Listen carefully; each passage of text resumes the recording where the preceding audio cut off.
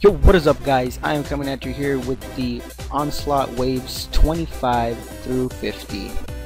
I uploaded the waves 1 through 25. I didn't do commentary on them because the waves are easier. I figured I didn't want to, waste time and get this one uploaded as fast as possible because it does take me quite a while and I have to watch them over and over. So at the end of this Onslaught, I had about like 3 hours of footage and it took forever to edit it together.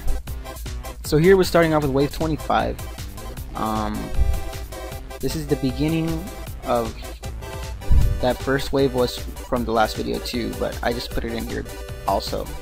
So for base defense, you guys are seeing I'm using this new base design I got from a guy in Sector 27. I really like it.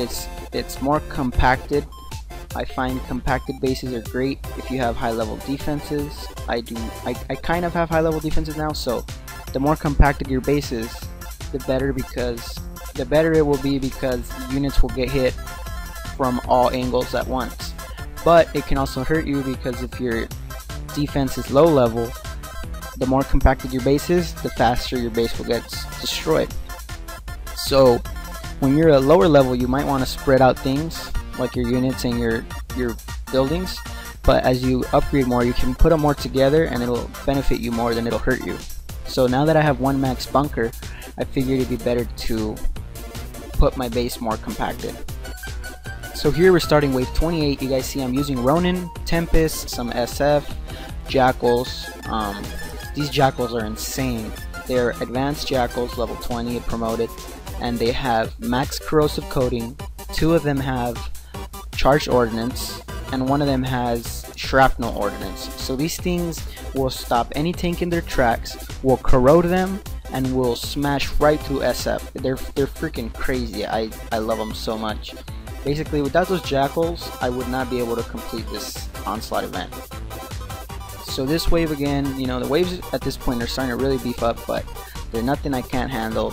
I see there somebody was messaging me. I was opening all my messages while I was doing it, so I was like telling them, you guys are going to be in the video now, because these waves are so easy. I wasn't really paying attention. I was kind of doing my own thing, and they do start to get really hard though. So up until this point, I've been able to do the whole Onslaught without stopping. I haven't repaired anything.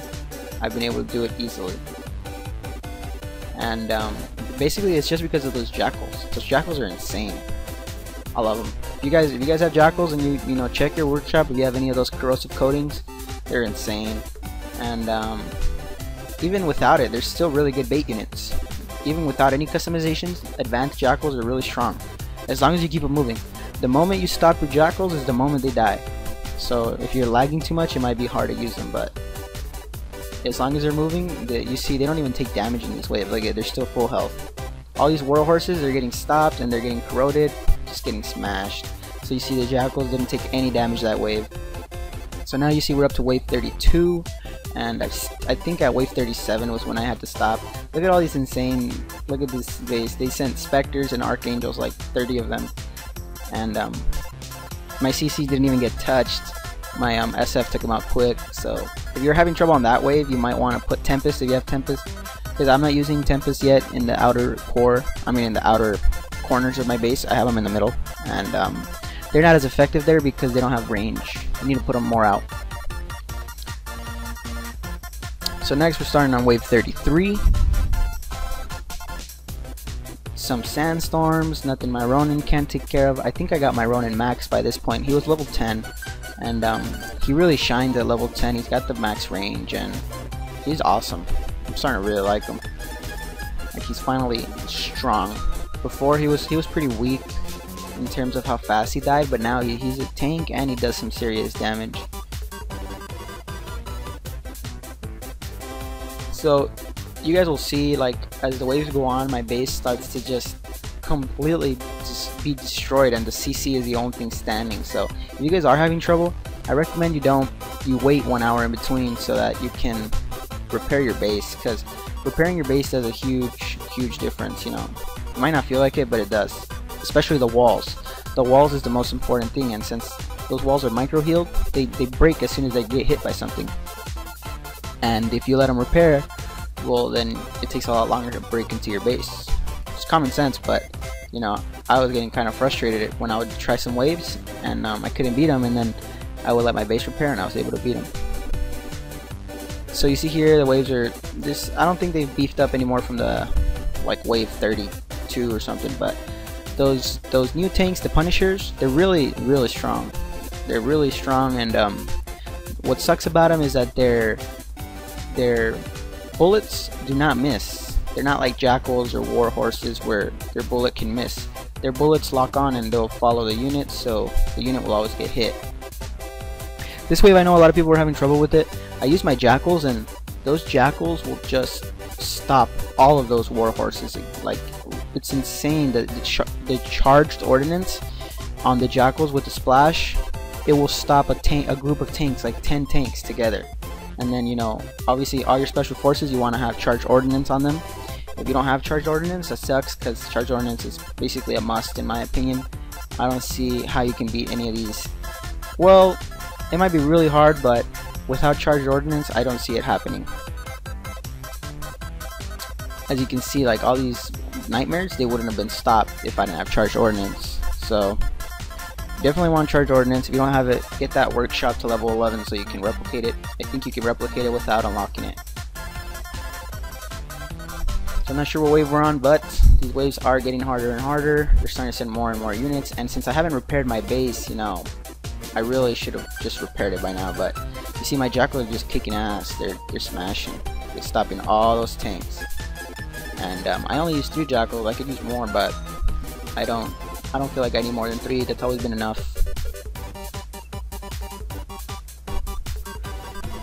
So we're on wave 39. Wave 39 is probably where I repaired, I think. You see, I repaired my CC there. It's only 2 gold, and I didn't feel like stopping, so I repaired it, because if your CC gets damaged, then it's just gonna, you know, give you a higher chance of failing. But you see, those thunderstorms left my CC with barely any health left, and I was like, sweet, I got the wave, you know, but look at my base is basically destroyed. And so the more and more I waited, the more and more my base would get destroyed every wave. So this is wave 40. I guess I thought I stopped at 37. I guess I got a lot farther than I thought. Sent in Phantom, Ronins, but you know, all these units are no match. Smashed. And then they sent some little operators at the end there. Huh, I wonder how far I got. Oh, you know what? I think I'm almost positive it was wave 41. That's the air wave. I'm surprised I got that far. It's pretty far. And a lot of my medals went to waste. You guys see that I was maxed out on medals. I totally forgot to use them. So I wasted probably like 10,000 medals.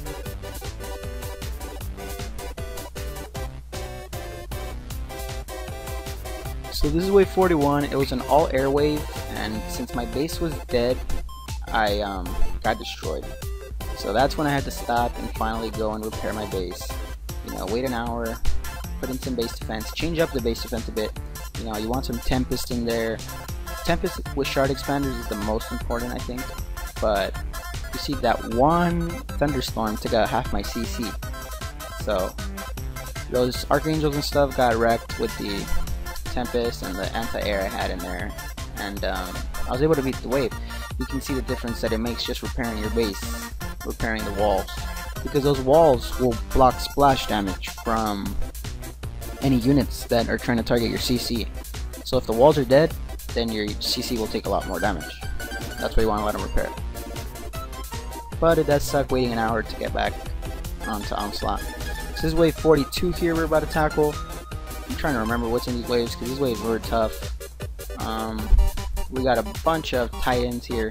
Titans are really easy to take care of. You have Hunter missile turrets, you know, they're really, you don't have to worry about anything. I was using Ronin there just for fun. I really like watching them take out air, but you don't really need to if you have the Hunters. I was using that Tesla tower. Honestly, I feel like my base is at a point where the Tesla tower or the big laser thing, I can basically use whatever I want. Because they don't benefit me that much anymore. It's mostly my units now that are like really helping me out. So I use any Bastion I have available. I don't really care which one. They're both helpful, I do think the laser one is a lot better because it just does a lot more damage, but I don't really need that damage, so I like the Tesla one because it stops units from firing. So if you're a lower level, you probably want to be using the orbital hammer, but I don't really care anymore. I just build whatever I feel like building and then place them. But it does help, so it's not useless, but it's also not the most important thing in your base. No.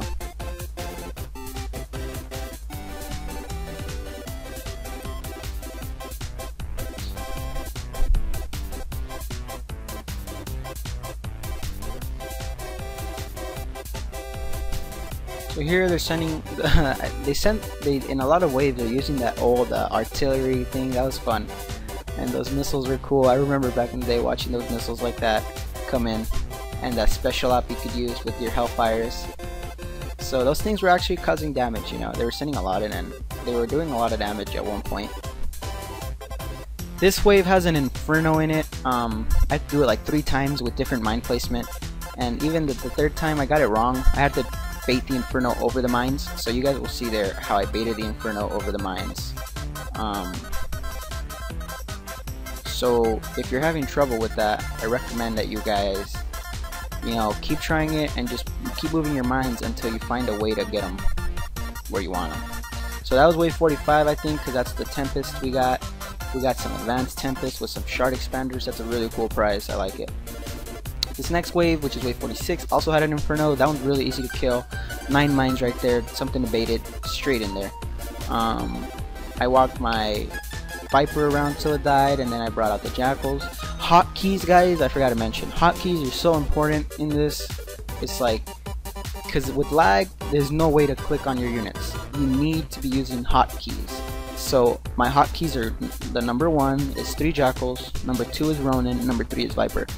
And then to use hotkeys, you need to click on a unit, push shift, and then a number. Whatever number you click is going to turn into a hotkey, and whatever, damn it, I got lost again.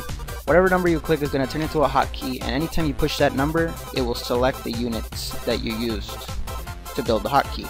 So I select 3 Jackals, push shift and 1, and now when I push 1, 3 Jackals get selected. So yeah, that's how I did this event. Without those hotkeys, I guarantee I would not be able to do it.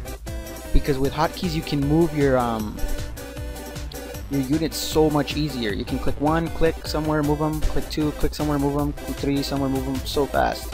That way, you keep your units moving, and they don't die.